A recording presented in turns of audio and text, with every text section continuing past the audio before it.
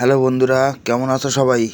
বর্তমানে আমি আছি বাসন্তী থানার অন্তর্গত ঝড়খালি নামে একটি গ্রামে। শেষের দিকে ত্রিদীপনগর নামে একটি গ্রাম আছে।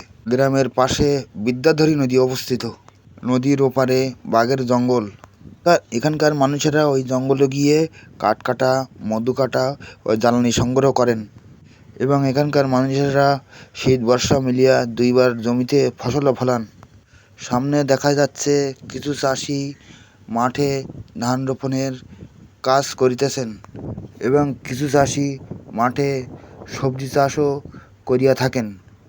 এখানকার মানুষের প্রধান কাজ হলো কৃষিকার্য। এনারা এই চাষবাস করিয়া জীবনযাপন করিয়া থাকেন।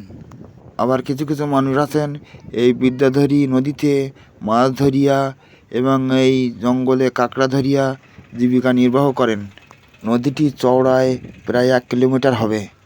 নদীর ওপারে জঙ্গলে বাঘ, শূকর ও হরিণ ও বাঁদর দেখা যায় মাঝে মাঝে।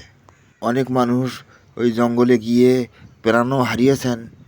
আর বেশি সময় না দিয়ে ভিডিওটি এখানেই আমি শেষ করলাম। আর আমার এই ভিডিওটি ভালো লাগলে লাইক, কমেন্ট, শেয়ার করে পাশে থাকবেন।